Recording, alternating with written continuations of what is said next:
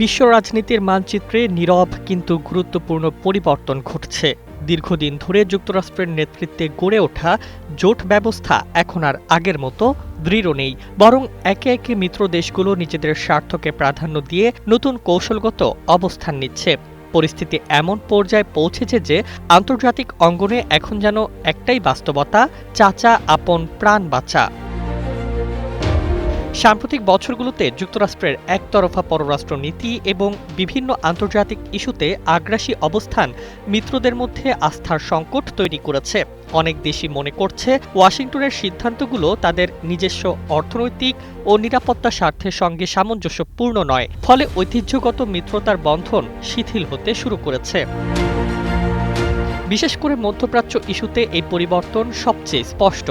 Hormuz প্রণালী ঘিরে উত্তেজনা বৃদ্ধি পাওয়ার পর যুক্তরাষ্ট্র যখন সামরিক সমর্থন চেয়েছে, তখন বহু মিত্রদেশ সরাসরি সাড়া দিতে অনাগ্রহ দেখিয়েছে।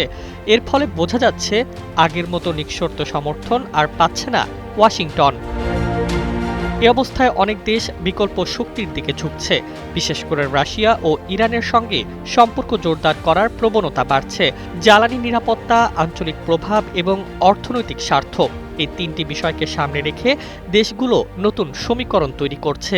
ফলে আন্তর্জাতিক রাজনীতিতে নতুন এক ভারসাম্য তৈরি হচ্ছে, যেখানে যুক্তরাষ্ট্র এককভাবে প্রভাব বিস্তার করতে পারছে না।